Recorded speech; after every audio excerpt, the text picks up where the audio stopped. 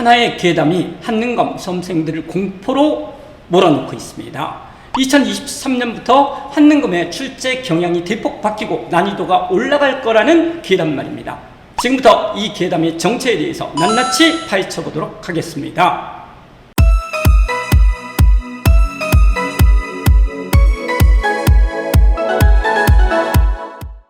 한능검의 출제 경향이 바뀌고 난이도가 올라간다는 괴담은 2023년 한능검 운영 계획에 근거를 두고 있습니다. 이 자료는요, 작년 11월 3일에 한능검 홈페이지에 게시가 되었는데요. 14쪽으로 이루어져 있습니다. 거기서 5쪽에서 문항 출제 항목이 있는데요. 구체적으로 살펴보겠습니다. 먼저 출제 기간이 있고요. 두 번째로 문항 출제 위원회 운영이 있습니다. 세 번째가 이제 문제가 되겠는데요. 출제 방향에 대해서 말을 하고 있습니다. 첫 번째, 한능검 시행 취지에 부합하는 문항을 출제를 하겠다. 한능검은 다양한 계층이 응시를 하기 때문에 중고등학교 교과과정에 얽매이지 않겠다라는 말이 되겠고요. 다음으로 참신한 문항을 적극적으로 출제를 하겠다. 하나만한 소리가 되겠습니다. 다음, 정근대와 근현대를 균형 있게 출제를 하겠다. 이것도 별 의미가 없습니다. 그 다음, 문화 분야의 비중을 강화하겠다. 따라서 세시풍속, 민속학, 생활사 등 다양한 영역의 문항을 많이 출제를 하겠다. 한능검은 기존에도 다른 시험에 비해서 이런 분야들을 많이 출제해 왔습니다. 새로운 소리가 아니겠습니다. 마지막으로 컬러 인쇄의 장점을 활용을 하기 위해서 다양한 시각 자료를 많이 활용하겠다. 이런 것들이 되어 있고요. 별 의미는 없겠습니다. 그렇다면 이와 같은 출제 방향이 이 자료에서 처음으로 언급이 됐을까요? 예, 전혀 그렇지 않습니다. 한능검 홈페이지에 들어가 보시면 이미 나와 있습니다. 자, 보시면은요, 한국사 능력 검정 시험의 특징이라고 되어 있습니다. 그 다음에 보시면은 응시자의 계층이 매우 다양하다. 이렇게 되어 있습니다. 따라서 아까 말했던 중고등학교 교과과정에 얽매이지 않겠다라는 말이 나오게 되는 것들이고요. 다음으로 참신한 문항 개발에 노력하고 있습니다. 이렇게 말하고 있습니다. 어떤 출제 기관이 자신들이 출제하는 문항이 진부하고 캐캐묵은 문항을 출제하겠다. 이렇게 말을 하겠습니까? 그래서 별 의미가 없는 말이고요. 한능검 시험을 특징 짓는 거는 선발 시험이 아니라 인증 시험이다. 이 말이 되겠습니다. 운전면허 시험과 마찬가지로 일정한 자격이 되는 수험생은 모두 합격시키겠다. 이런 말이 되겠고요. 따라서 인증시험인 한능검 시험은 갑자기 난이도를 대폭 올리는 이런 불상사는 절대 일어나지 않습니다. 그래서요, 지금 문항 출제 항목에서 한능검이 앞으로 대폭 출제 경향이 바뀐다라는 말을 확인할 수가 없었고요. 더더군다나 제일 마지막에 보시면은요, 이게 이제 중요합니다. 각 종류별 평균이 60점 정도가 나올 수 있도록 난이도를 조정하겠다. 이 말에 모든 것들이 들어있는데요. 아시다시피 한능검은 60점 이상이 합격이 되겠고요. 60점 이하가 불합격이 됩니다. 평균이 60점이 된다는 말은요, 분포가 대개 60점을 기준으로 좌우 대칭이 되기 때문에 60점 이상이 반 정도가 되고요. 60점 이하가 응시생 숫자의 반이 된다는 뜻입니다. 따라서 곧 이 말은 무엇을 의미를 하냐면요, 합격률을 50%로 조정하겠다라는 말이 되겠습니다.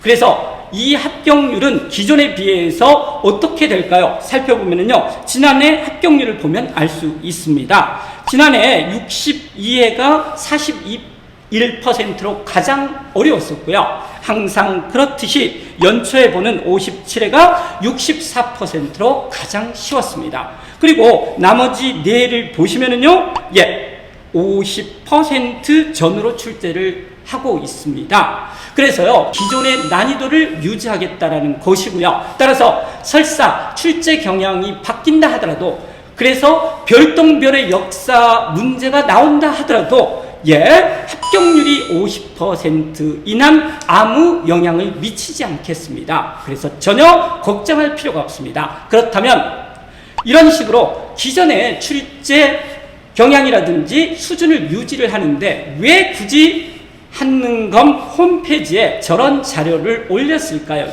이유가 있습니다. 바로 뭐냐면요, 공정성을 확보하기 위한 최소한의 장치가 되겠습니다. 2022년 작년 수능 응시생 한국사 분야의 응시생은요 무려 44만 명이었었고요. 한능검의 응시자, 실제 응시자가 41만 명이었습니다. 그러니까 수능 응시자와 거의 맞먹고요. 따라서 이런 국가 인증 시험에서 공정성의 문제가 제기될 수밖에 없고요. 늦게나마 이제 국편에서도 이 공정성의 문제를 적극적으로 대처하겠다는 뜻이 되겠습니다. 거기서 살펴보시면은요, 문항 출제 항목의 첫 번째 출제 기간이 되겠습니다. 20일간 보완 합숙을 하겠다. 그래서요, 공정성 시비를 차단하겠다라는 뜻이 되겠습니다. 이게 난이도가 올라가는 근거는 전혀 될 수가 없습니다. 이거는요, 33일간 합숙 출제를 하는 대학 수학 능력 시험 한국사 문제를 보면 알 수가 있습니다.